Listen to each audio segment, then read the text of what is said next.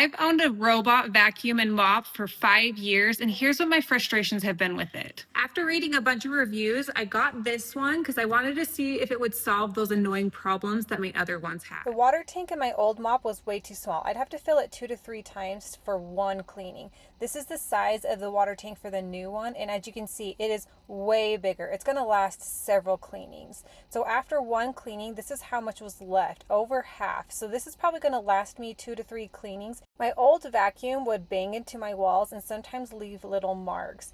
So I wanted to make sure the new one didn't do that, and as you can see with this one, it will slow down before it detects a wall, and then it doesn't even end up touching it.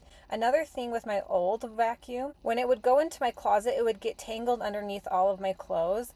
As you can see, this one, it's not even going underneath the clothes. It can detect that they're there, and it is going around all those sleeves. And then you can see here too how it can see there's a gap between those two hanging clothes, and it will go down into the gap without getting stuck. My old mop would just kind of spurt water out, and it always ended up leaving like puddles of water around my house. You can see right here all that water that's just like puddled right there. So with the new mop, I wanted to make sure that it was spreading the water evenly, so then when it dried, I didn't have like those water marks that were left from the puddles.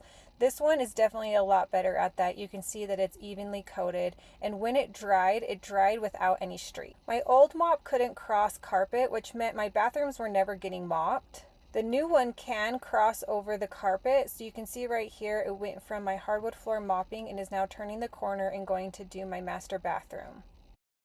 My old vacuum always got stuck on the corner of my couch right here, which was so annoying. So this new one, I tested it out, and as you can see, it easily made that corner without getting stuck. Undocking problem. Clear obstacles and then press clean. This mop would get stuck coming off of its dock all the time, even though there was nothing around it. With the new one, it has kind of like a ramp, so I think it will come on and off a lot easier. The old mop always got the cords by my nightstand tangled into it, so I'd have to take time to make sure they were up. So I wanted to test with the new one if it would be able to maneuver around those cords even while they were down on the ground. I was nervous because it started grabbing it, but it ended up getting away without getting stuck. The old mop's head, you can see, gets really dirty on the front end, and then it would get stuck sometimes with debris because it could fold up like that. The new mop has 2 revolving mop heads, so that way it doesn't get dirty just right there at the front. And then where they click into place, they're not going to lift up so the corners don't get stuck. The old mop's water tank always stayed wet, so it would get really gross. The new one has a dryer in it, so that way it stays dry and doesn't get that gross look.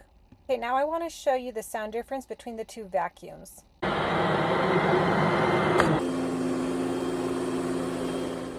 Here's the sound difference between the mops.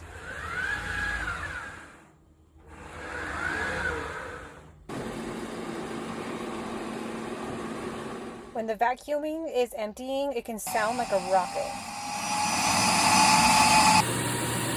Okay, let's talk about the size. So you can see that the one machine, it takes up a lot less space than having the 2 separate ones. So I mopped my floors with my normal mop right before this. So I want to see how dirty the dirty water tank is once it's done. So that way we can see how different it is when you're cleaning with always clean water versus just spreading dirty water all around. This was the selling feature to me. So look how dirty that water was. That was what was left on my floor after my old mop had cleaned. I want to talk about some of the unique features of the new mop. So when it's ready to go from mopping to vacuuming, it raises the mop heads up. You can see that right there. And then that's what makes it go into vacuum mode, and it also makes it so your carpet doesn't get wet. It can also maneuver between different floor types. So you can see this one, it is going on my rug and my hardwood floor. And then this one, it goes onto my very plush rug and while having the tile underneath it. Okay, so the big question, how well does it work? So you can see here on my carpet, I have a lot of things spilled. So let's see how well it grabs all of those, and then if it gets the corner pieces as well. You can see that there's that little smudge on my hardwood floor right there. So let's see if it actually cleans that up. It did take it 2 passes, but that smudge is gone. And then one of the most important things is, does it give you those clean carpet vacuum lines? Because did you even vacuum if you don't have beautiful vacuum lines like this? So this one was definitely worth the upgrade. I love that it's the 2-for-1 in one machine, and it solved all those other problems that I had. So this was a great option, and I wish I would have gotten it sooner.